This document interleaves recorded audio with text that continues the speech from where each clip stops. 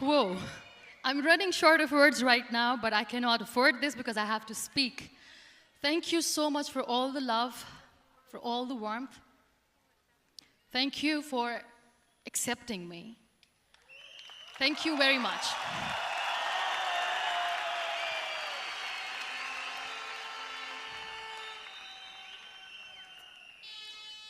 Well, I always start my talk with a disclaimer. And that disclaimer is that I've never claimed to be a motivational speaker. Yes, I do speak, but I feel more like a storyteller because wherever I go, I share a story with everyone. Well, it is a story of a woman whose perfectly imperfect life made her who and what she is today.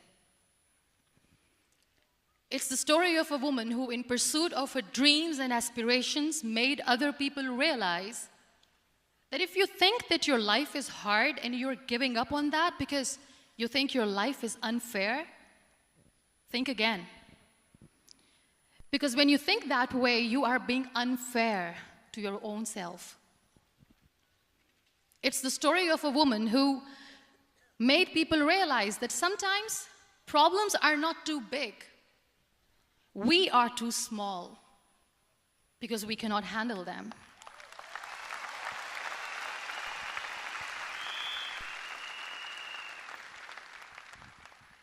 It is the story of a woman who with time realized that real happiness doesn't lie in success, money, fame.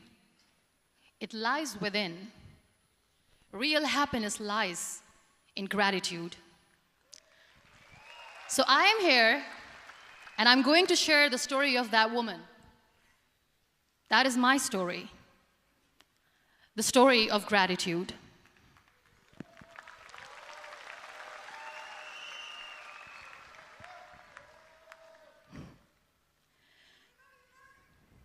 I love you too. I love you all.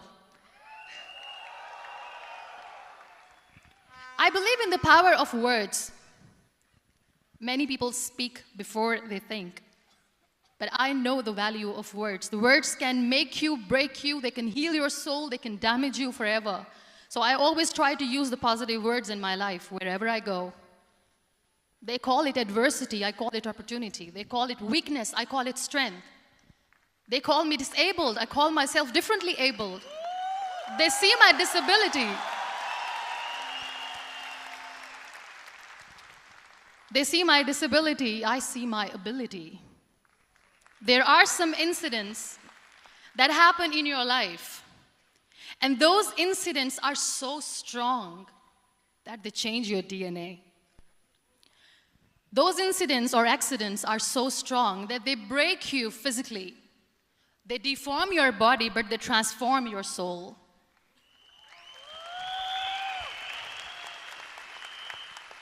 Those incidents break you, deform you, but they mold you into the best version of you. And the same thing happened to me. And I'm going to share what exactly happened to me. I was 18 years old when I got married. And this thing I'm sharing for the very first time on an international level. I was 18 years old when I got married. I belonged to a very conservative family, a Baloch family, where good daughters never say no to their parents. My father wanted me to get married. And all I said was, if that makes you happy, I'll say yes. And of course, it was never a happy marriage. Just about after 2 years of getting married, about 9 years ago, I met a car accident. Somehow my husband fell asleep and the car fell in the ditch. He managed to jump out, saved himself. I'm happy for him. But I stayed inside the car and I sustained a lot of injuries. The list is a bit long. Don't get scared. I'm perfectly fine now. Radius ulna of my right arm were fractured. The wrist was fractured. Shoulder bone and collarbone were fractured. My whole rib cage got fractured. And because of the rib cage injury, lungs and liver were badly injured. I couldn't breathe. I lost urinal bowel control. That's why I have to wear the bag wherever I go. But that injury that changed me and my life completely as a person and my perception towards living my life was the spine injury. 3 vertebrae of my backbone were completely crushed, and I got paralyzed for the rest of my life. So this accident took place in a far-flung area in the outskirts of a very small province, Balochistan, where there was no first aid, no hospital, no ambulance. I was in the middle of nowhere in that toppled car. Many people came to rescue. They gave me CPR. They dragged me out of the car. And while they were dragging me out, I got the complete transection of my spinal cord. And now there was this debate going on. Should we keep it here? She's going to die. Where should we go? There is no ambulance. There was this 4-wheeler Jeep standing in the corner of the street. They said, put her in the back of the Jeep and take her to the hospital, which is 3 hours away from this place. And I still remember that bumpy ride. I was all broken. They threw me at the back of the Jeep and they rushed me to the hospital. That is where I realized that my half body was fractured and half was paralyzed. I finally ended up in a hospital where I stayed for 2.5 months. I underwent multiple surgeries. Doctors have put a lot of titanium in my arm. There's a lot of titanium at my back to fix my back. That's why people in Pakistan call me the Iron Lady of Pakistan.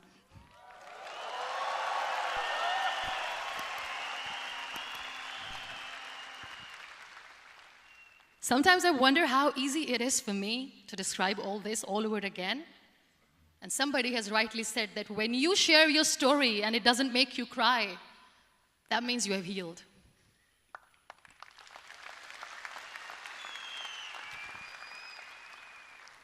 Those 2.5 months in the hospital were dreadful. I will not make up stories just to inspire you. I was at the verge of despair. One day, doctor came to me and he said, well, I heard that you wanted to be an artist, but you ended up being a housewife. I have a bad news for you. You won't be able to paint again because your wrist and your arm are so deformed, you won't be able to hold a pen again. And I stayed quiet. Next day, doctor came to me and said, your spine injury is so bad, you won't be able to walk again. I took a deep breath and I said, it's all right. The very next day, doctor came to me and said, because of your spine injury and the fixation that you have in your back, you won't be able to give birth to a child again. That day, I was devastated. I still remember, I asked my mother, why me? And that is where I started to question my existence. Why am I even alive? What's the point of living? I cannot walk, I cannot paint, fine. I cannot be a mother. And we have this thing in our heads, being women, that we are incomplete without having children. I am going to be an incomplete woman for the rest of my life. What's the point? People are scared. They think I will get divorced. What is going to happen to me? Why me? Why am I alive? We all try to chase this tunnel. We all do this because we see light in the end of the tunnel, which keeps us going. My dear friends, in my situation, there was a tunnel that I had to roll on, but there was no light. And that is where I realized that the words have the power to heal the soul. My mother said to me, this too shall pass. God has a greater plan for you. I don't know what it is, but He surely has.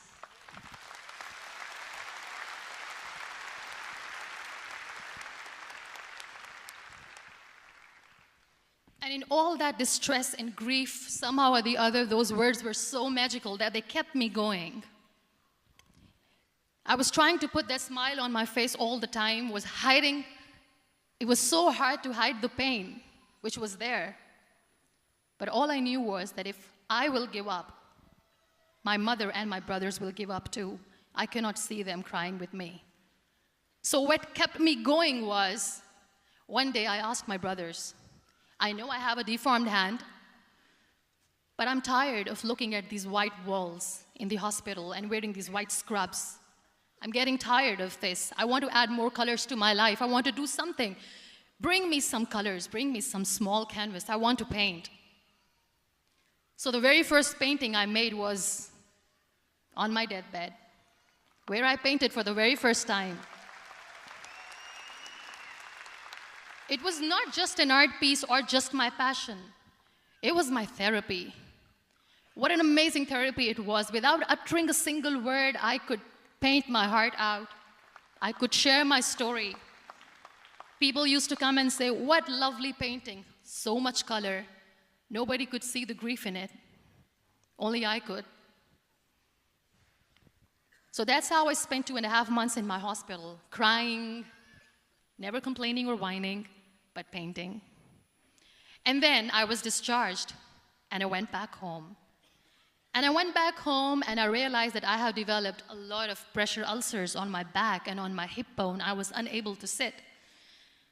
There were a lot of infections in my body, a lot of allergies. So doctors wanted me to lie down on the bed straight for not 6 months, for not 1 year, for 2 years. I was bedridden, confined in that one room, looking outside the window, listening to the birds chirping, and thinking maybe there will be a time when we'll be going out with the family and enjoying the nature. That was the time where I realized how lucky people are, but they don't realize. That is the time where I realized that the day I'm going to sit, I'm going to share this pain with everyone to make them realize how blessed they are, and they don't even consider them lucky. There are always turning points in your life. There was a rebirth day that I celebrated. After 2 years and 2.5 months, when I was able to sit on a wheelchair, that was the day when I had the rebirth. I was a completely different person. I still remember the day I sat on the wheelchair for the first time, knowing that I'm never going to leave this, knowing that I won't be able to walk for the rest of my life. I saw myself in the mirror, and I talked to myself. And I still remember what I said. I cannot wait for a miracle to come and make me walk. I cannot sit in the corner of the room crying, cribbing, and begging for mercy because nobody has time. So I have to accept myself the way I am. The sooner, the better. So I applied the lip color for the first time.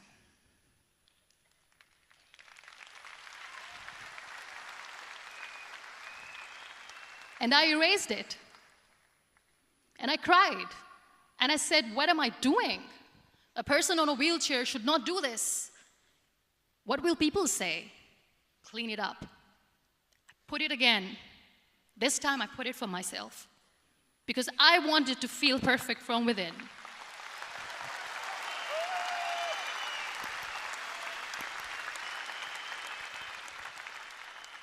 And that day I decided that I'm going to live life for myself. I am not going to be that perfect person for someone. I am just going to take this moment and I will make it perfect for myself. And you know how it all began? That day I decided that I'm going to fight my fears. We all have fears. Fear of unknown, fear of known, fear of losing people, fear of losing health, money. We want to excel in career, we want to become famous, we want to get money. We are scared all the time. So I wrote down one by one all those fears. And I decided that I'm going to overcome these fears one at a time. You know what was my biggest fear? Divorce. I couldn't stand this word. I was trying to cling on to this person who didn't want me anymore, but I said no. I have to make it work. But the day I decided that this is nothing but my fear, I liberated myself by setting him free. And I made myself emotionally so strong that the day I got the news that he's getting married, I sent him a text that I'm so happy for you and I wish you all the best. And he knows that I pray for him today.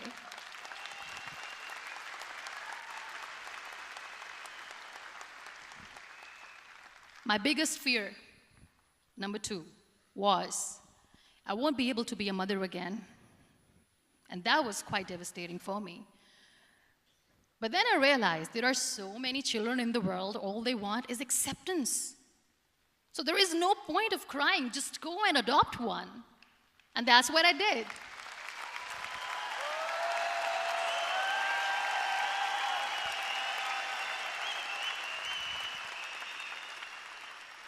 I gave my name in different organizations, different orphanages. I didn't mention that I'm on a wheelchair, dying to have a child. So I just told them that this is Muniba Mazari and she wants to adopt a boy or girl, whatsoever, but I want to adopt a kid. And I waited patiently. 2 years later, I got this call from a very small city in Pakistan. I got a call and they said, "Are you Muniba Mazari? There is a baby boy and would you like to adopt?" And when I say yes, I could literally feel the labor pain. I said, yes, yes, I am going to adopt him. I am coming to take him home.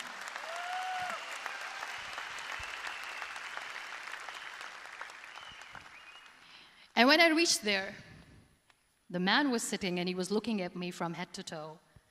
And in back of my head, I kept thinking that, oh my God, he is going to say she's on the wheelchair, she doesn't deserve it. How is she going to take care of him? And I looked at him and I said, "Do not judge me because I'm on the wheelchair." But you know what he said? He said, "I know you will be the best mother of this child. You both are lucky to have each other."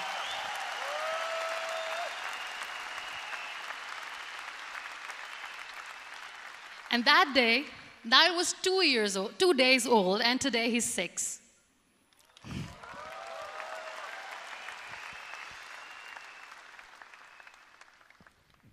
You'll be surprised to know another bigger fear that I had in me.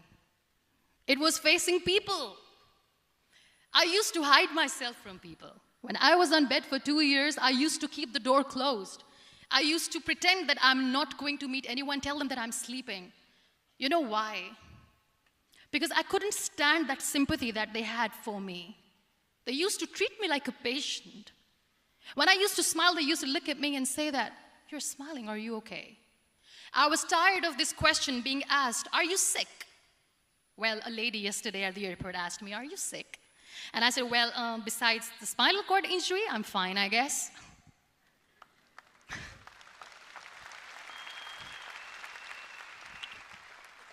But those are really cute questions. They never used to feel cute when I was on the bed.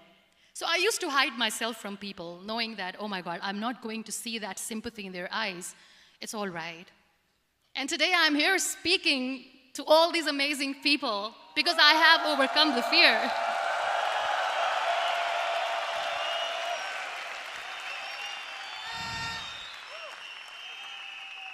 You know, when you end up being on the wheelchair, what's the most painful thing?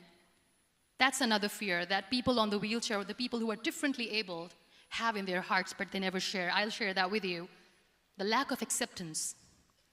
People think that they will not be accepted by the people because we, in the world of perfect people, are imperfects. So I decided that instead of starting an NGO for disability awareness, which I know will not help anyone, I started to appear more in public. I started to paint. I always wanted to. I have done a lot of exhibitions. I'm Pakistan's first wheelchair-bound artist. I have done a lot of modeling campaigns, different campaigns for brands like Tony and Guy.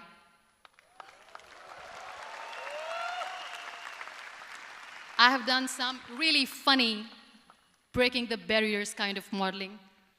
There was this one by the name Clown Town where I became a clown because I know that clowns have hearts too. And then I also decided that if I really want to make the difference, I am not going to let people use me for their polio campaigns where they will make you a victim and an emblem of misery and mercy and will say that, you know what, give polio drops to your children or they'll become like this girl. I decided that I'm going to join the national TV of Pakistan as an anchor person. And I've been doing a lot of shows for the last 3 years.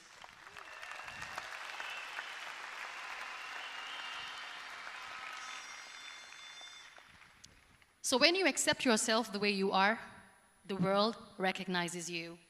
It all starts from within. Thank you.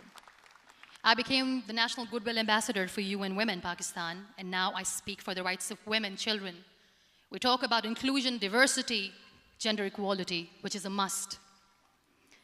I was featured in BBC 100 Women for 2015. I'm one of the Forbes 30 under 30 for 2016.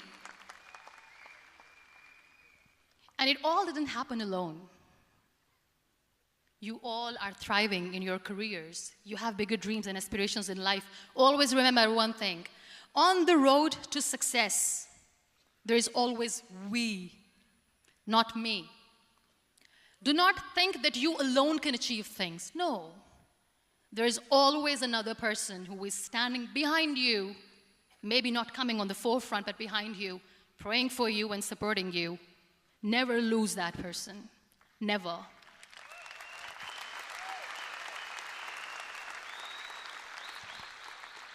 No matter how much I say that I couldn't find a hero, so I became one, I still want to recognize those 3 people in my life who literally changed my life completely, and I get inspiration from them every single day.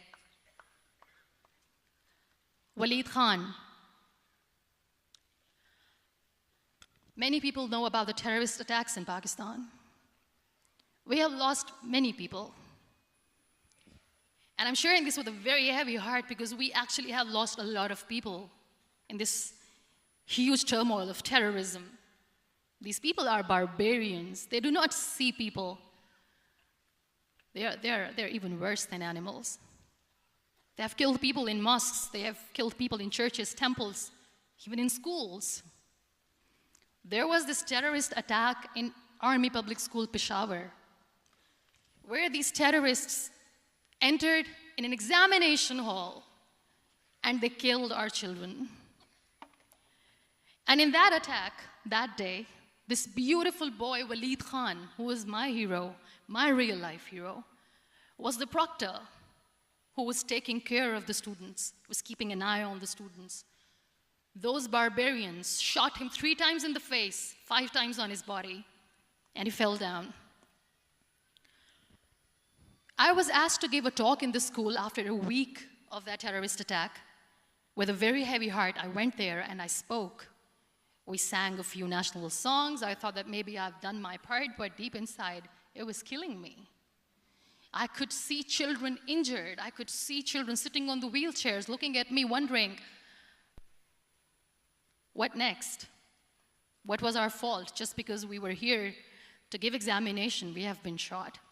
So many people, so many children lost their friends. Their classrooms were empty. The next day they went to the classroom. So this kid, Waleed Khan, I was asked that he is in a hospital right now, and you have to go and see him and motivate him and tell him that it's going to be okay. And when I saw Waleed Khan coming on the wheelchair for the first time in front of me, face was all deformed. His leg was fractured, his arm was fractured. He couldn't talk, he lost his teeth. He cannot sneeze, he cannot smell. He cannot eat. And I kept thinking, what should I say? That everything is going to be all right? No, nothing is all right. And while I was juggling with the words, what to say, what not to say, this beautiful child, Waleed Khan, came to me and he said, "Are you Muniba Mazari?" I said, "Yes." He said, "Baji, let's take a selfie."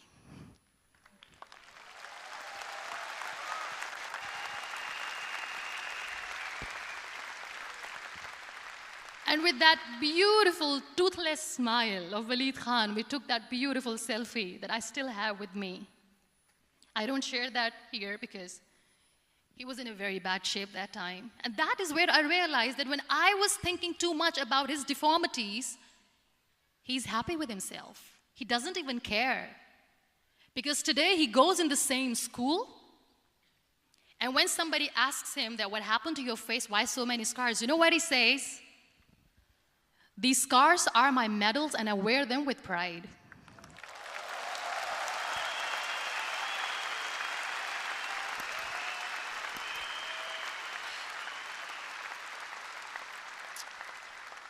And how beautifully he says the terrorists wanted me not to study. I am going to study. I will become a doctor one day. And this is my way of taking revenge from those terrorists. Another real-life hero, of course, my son. His name is Nile, N-I-L-E, River Nile. I learned so much from this kid. The first and foremost thing is patience. How to be patient when you know that your mother cannot walk, when you know that your mother is different from the other women, when you know that your mother cannot go out and play with you, how to stay calm. He loves football. And when we got the very first football, he was 4 years old. He was super excited. I still remember he came in the room and he said, "Mom, let's play football." And he kept the ball in my feet. And he said, "Let's kick it." And that day I felt disabled.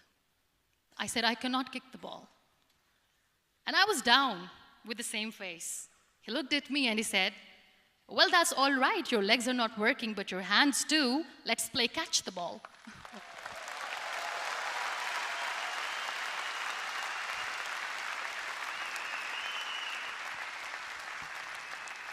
You know what? That day he made me realize that when you think your glass is half empty, come on, your glass is half full. It's all in here and here.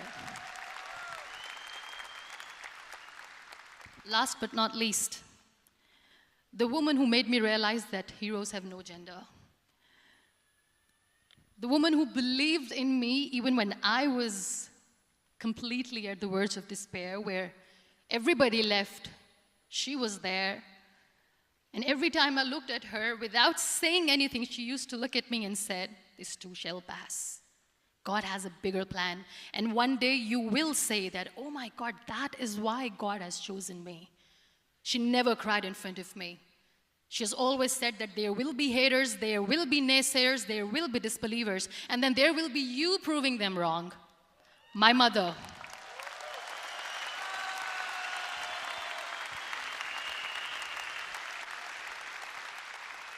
Whatever I am today, I'm nothing without her. I'm nothing without her. Thank you, Mama. I wish you were here. Thank you for making me who I am today.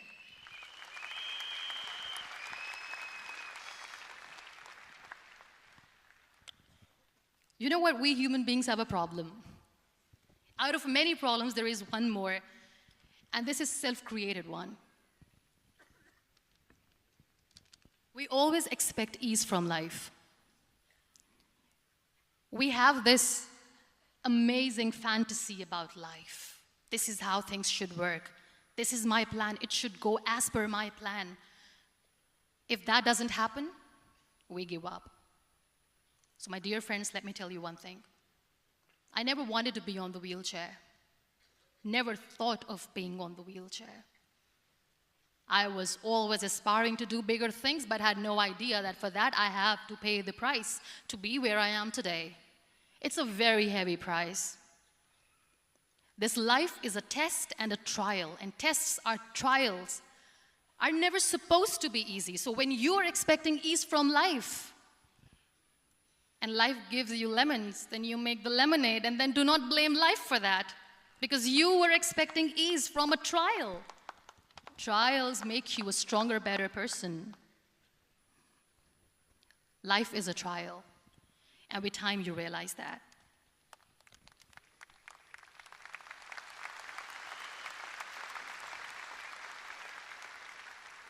It is okay to be scared. It is okay to cry.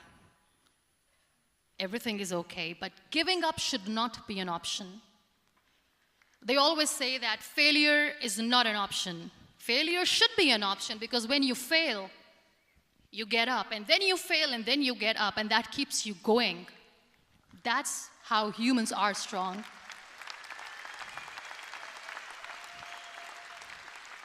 Failure is an option, should be an option, but giving up is not. Never. We have this thing in minds. We call it perfection. We want everything perfect. We want ourselves to be perfect. There is this image in our head about everything. Perfect life, perfect relationships, perfect career, perfect amount of money that we need to earn no matter what. Nothing is perfect in this world. We all are perfectly imperfect, and that is perfectly all right. That's all right. We were sent here not to become the perfect people. Those people who tell you how to look perfect, even those people are imperfect. Trying to fight this fear of looking imperfect. I used to be perfect. I still remember. I got this compliment years ago when I used to walk. Oh my God, look at you. You're fair, you're tall, you're perfect. Look at me now. You're still perfect. Only the perfect eyes can see that. Only the perfect eyes will see that. Only the perfect eyes will see that. So yes, in all those imperfections, you have to listen to your heart. You don't have to look good for people. You don't have to be perfect just because other people want you to be perfect. If your soul is perfect from within, that's all right. This is all what you want. This is all what you need to be. Our society has made very weird kind of norms to look perfect and great. For men, it's different. For women, it's different. We think too much about what people say. We listen to ourselves too little. You know what makes you perfect? When you make someone smile. You know what makes you perfect? When you try to do something good for the people around you. You know what makes you perfect? When you feel someone's pain. And how beautiful pain is that it connects you with people. No other medium can connect you with others but pain. That's why I always say that I'm in pain, and that's a blessing in disguise for me. Today, just because I'm in pain and I'm on the wheelchair, I work for children. Being the head of CSR for a company, we conduct medical camps in far-flung areas of Pakistan where so many kids die because they don't have medical facilities. And I personally believe just because they cannot afford to live doesn't mean we'll let them die. So we give them money, we give them medical treatment, we try to heal their wounds, physical and emotional. And I also work for the beautiful people, we call them third gender, the transgender community of Pakistan. You know what connects me with them? All my imperfections. When I go and I hug them, they never judge me. And this very good friend of mine, her name is Bijli. Bijli means electricity. She calls herself electricity. And I said, are you electricity? She says, no, I'm lightning. I'm as strong as lightning. Because we have very bad power outage, so she doesn't want me to call her electricity. So she says, I am very strong. I'm thunder, I'm lightning. She came to me, and the first time I hugged her, she said, you are just like me. And I said, yes, I am like you. Because to people, we are so imperfect. So how beautiful these imperfections are, that because of these imperfections, you can connect with people. Then why are we all running after being perfect? What's the point?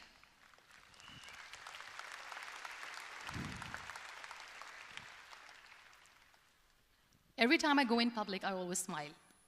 It's always a big toothy smile on my face, and people ask me, don't you get tired of smiling all the time?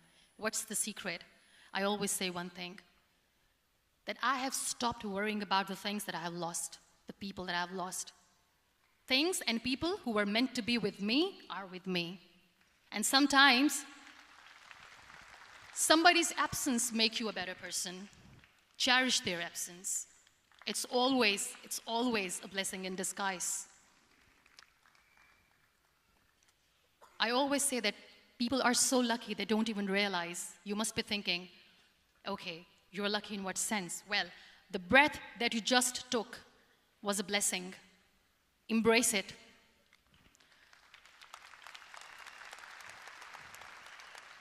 There are so many people in the world who are dreaming to live a life that you are living right now. You have no idea. Embrace each and every breath that you are taking. Celebrate your life. Live it.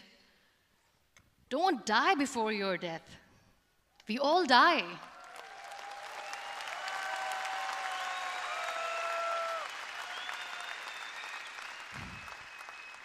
We live this one routine of a day for 75 years and we call it life. No, that's not life. If you're still thinking why you have been sent here, if you're still juggling with the concept of why you are here, you haven't lived yet. You work hard, you make money, you do it for yourself. That's not life. You go out, you seek for people who need your help, you make their lives better. You become that sponge which can absorb all the negativity, and you become that person who can emit beautiful, positive vibes. And when you realize that you have changed someone's life, and because of you, this person didn't give up, that is the day when you live. Always.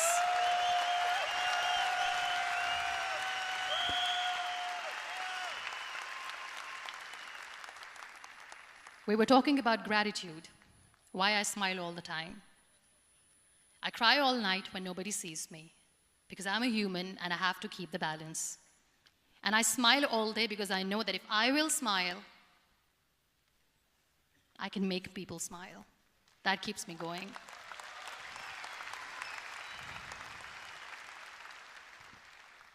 Be grateful for what you have, and you will always, always end up having more. But if you'll cry and if you'll crib for the little things that you don't have or the things that you have lost, you will never ever have enough. Sometimes we are too busy thinking about the things that we don't have that we forget to cherish the blessings that we have. I'm not saying that I'm not healthy and that makes me unlucky, but yes, it is hard. It is hard when I say that I cannot walk. It is hard to say when I wear this bag. It hurts. But I have to keep going, because never giving up is the way to live, always.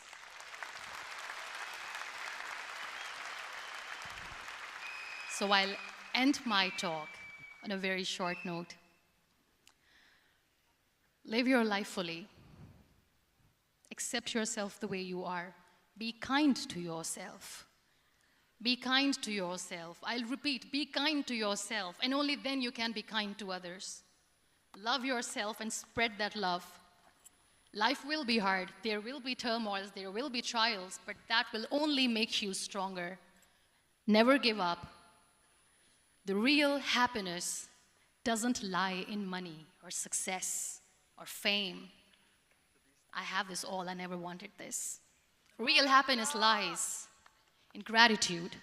So be grateful, be alive, and live every moment. Thank you so much, everyone. Thank you.